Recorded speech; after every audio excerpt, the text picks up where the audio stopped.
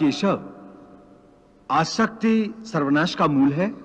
हाँ अर्जुन, इसलिए तो मैं तुम्हें निरासक्त होने को कह रहा हूं, स्थित प्रज्ञ होने को कह रहा हूं, क्योंकि स्थित प्रज्ञ की स्थिति निष्काम कर्मयोग की चरमावस्था है। हे केशव, कृपया स्थित प्रज्ञ का कोई स्पष्ट उदाहरण देकर समझाओ।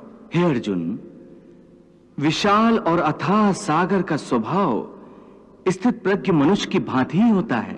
नदी में यदि अधिक पानी आ जाए तो उस नदी में बाढ़ आ जाती है।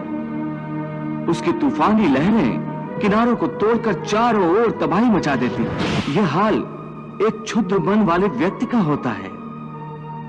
थोड़ा सा धन, थोड़ी सी सफलता उसे हजम नहीं होती, और धन और सफलता के नशे में चूर वो मर्यादाएं तोड़कर एक ओछे इंसान की तरह हरकतें करने लगता है। हे अर्जुन, जो भोग विलास का भक्त होता है वो परमात्मा का भक्त कैसे हो सकता है?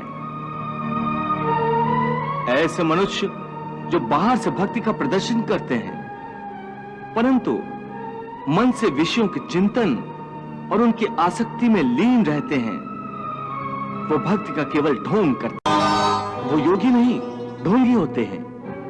इन्हें मिथ्याचारी कहते हैं। विषया विनिवर्तन्ते निराहारस्य देहिनः रसवर्जम रसोप्यस्य परम दृष्ट्वा निवर्तते। कर्मेन्द्रियाणि संयम्य य आस्ते मनसा स्मरन् इंद्रियार्थान विमूढ़ात्मा मिथ्याचारः स उच्यते।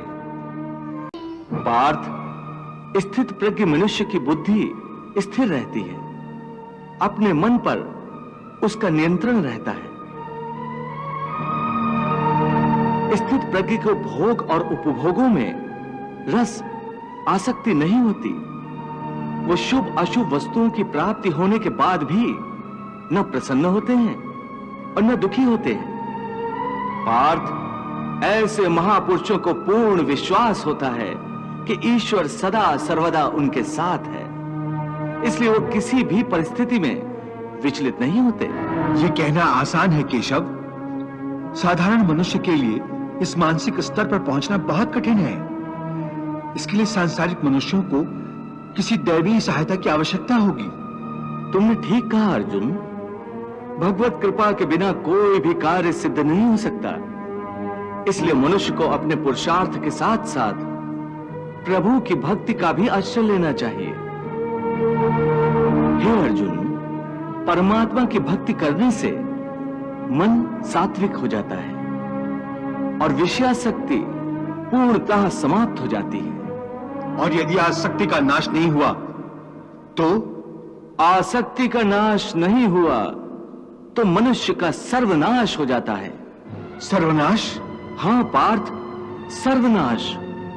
हे अर्जुन, आसक्ति के मारे हर मनुष्य किसी भी विषय के आकर्षण और मोह में फंसकर सोते जागते निरंतर उसी का चिंतन करते रहते हैं। जैसे कोई मनुष्य किसी सुंदर स्त्री के प्रेम में पड़ जाता है, जो जागते हुए उसी की कल्पना और सोते में उसी के सपने देखता है।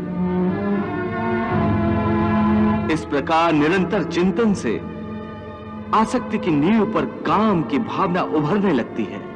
काम या वासना में थोड़ी भी रुकावट आने से क्रोध का आगमन हो जाता है। जहां क्रोध है वहां सम्मोह अथवा अविचार अथवा अविवेक भी है। जिस प्रकार प्रचंड वायु के झोंके से दीपक की ज्योति बुझ जाती है, उसी प्रकार काम जनित अविवेक की आंधी से मनुष्य की स्मृति नष्ट हो जाती है।